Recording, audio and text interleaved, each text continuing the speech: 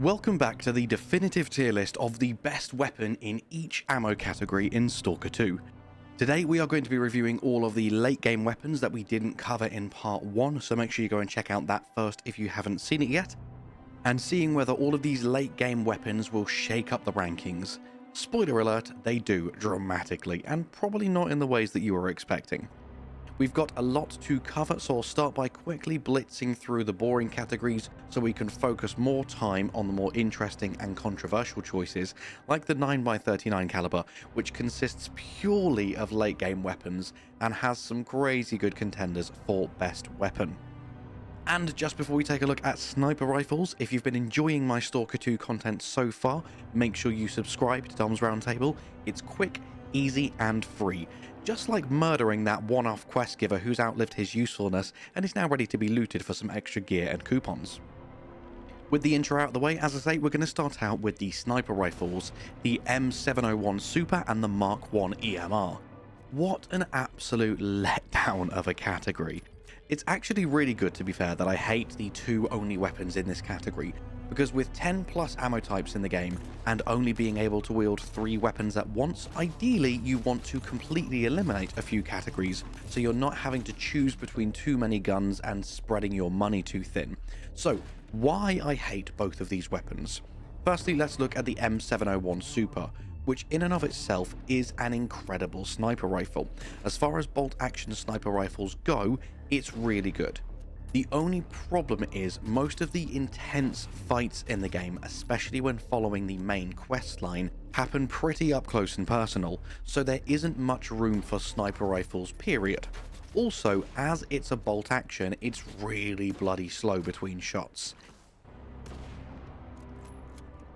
Then you've got the Mark 1 EMR, which has the complete opposite problem. It can eat through ammo, and this is expensive and rare ammo, and it does literally half the damage of the M701.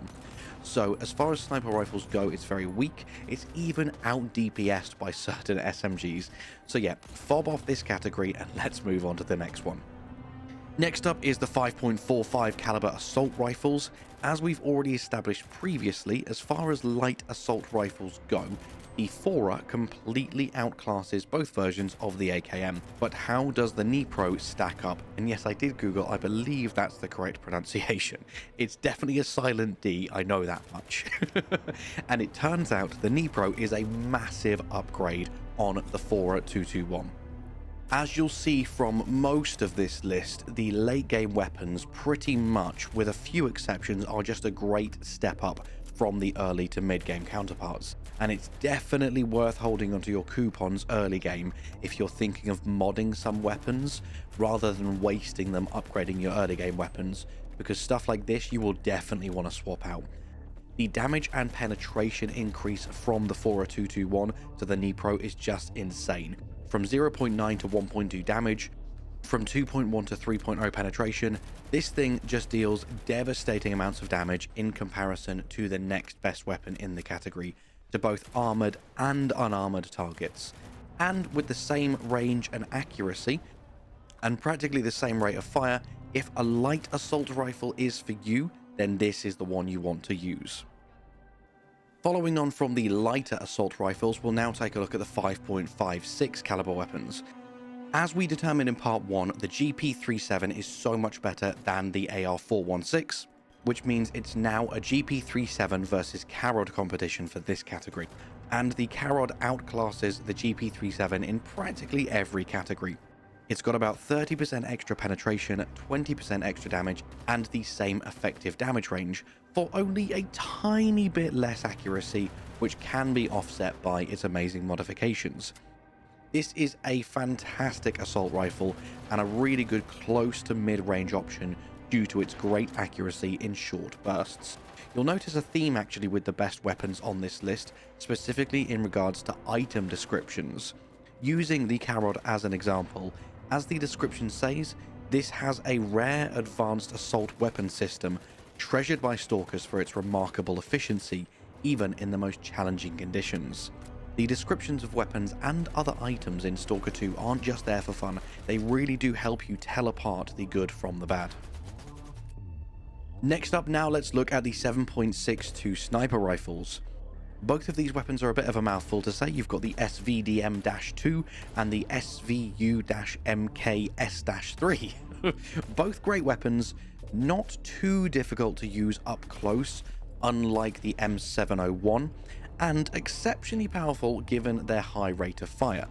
That being said, if you go from a purely stats perspective, pitting these two weapons against each other, the SVU-MK outclasses the SVDM across the board. It's effectively an upgraded late game version of the same weapon.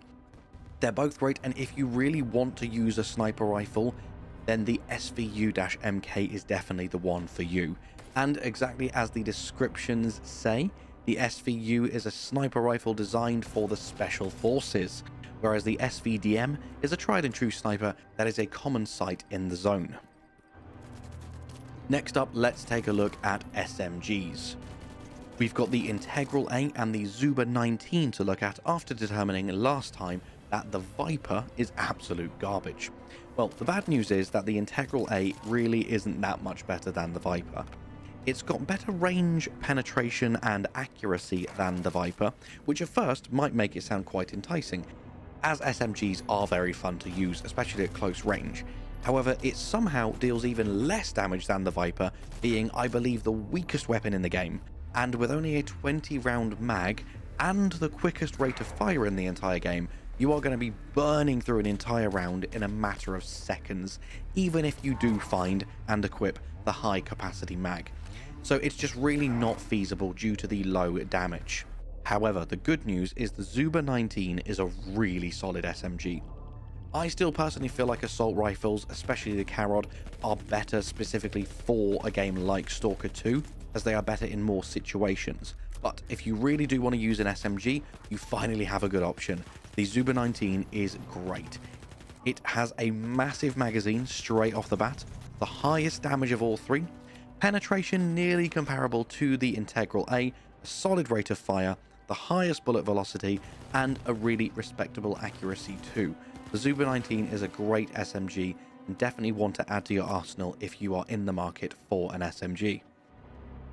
With only 2 weapon categories left to cover, we're now coming to some of my favourite guns in the entire game. Firstly, let's review the shotguns. We obviously eliminated most of the shotguns in favour of the S.T.A.L.K.E.R in part 1 of this series, but we now have another contender hoping to take the crown, that is the Ram 2. And though the Ram 2 suffers from the same slow shell-by-shell reload issue as the M860, at least you can reload 2 shells at a time, and it has a very high capacity of 14 shells, completely unupgraded and unchanged. Now, when you pit the Ram versus the S.T.A.L.K.E.R together, this is the only category where I really couldn't pick a clear winner for you.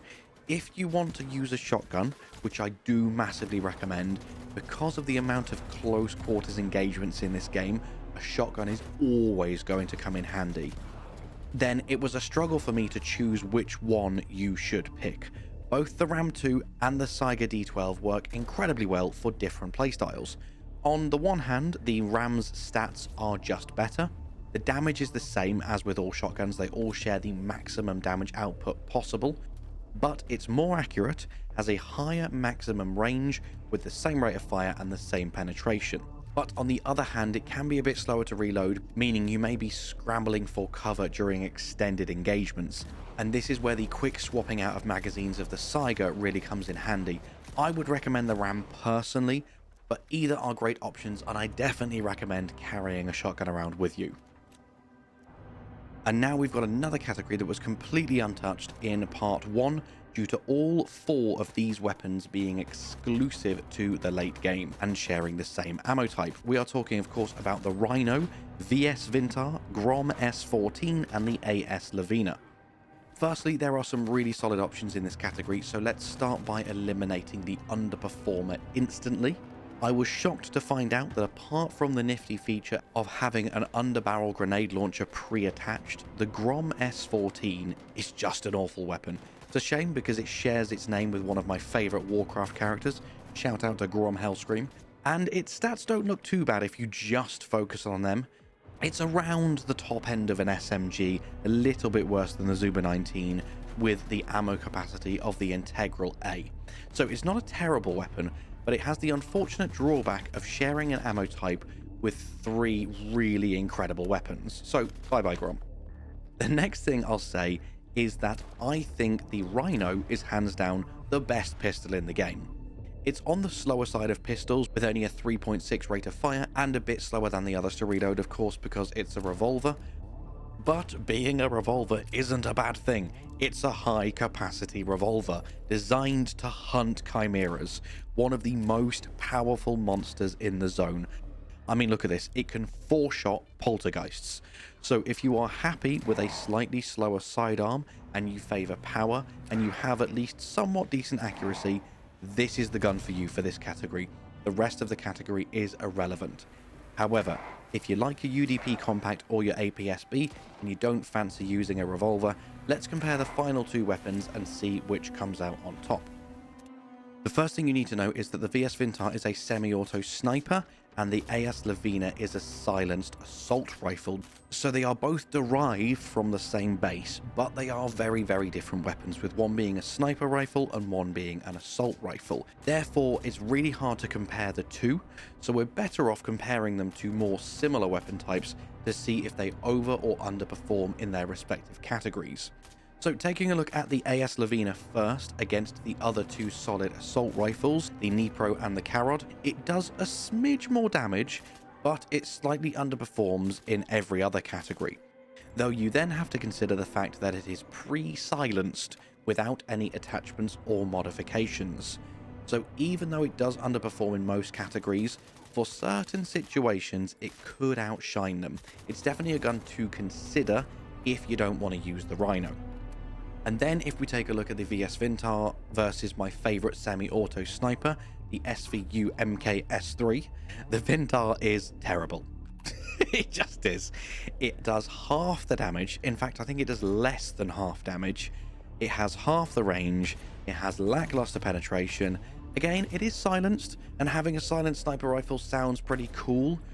But in Stalker 2, I don't know if it's bugged, but it seems pretty much impossible to stay hidden in this game, even if you are in pitch black with a silencer. So as much as it sounds good having a silencer in theory, it's not going to help you that much.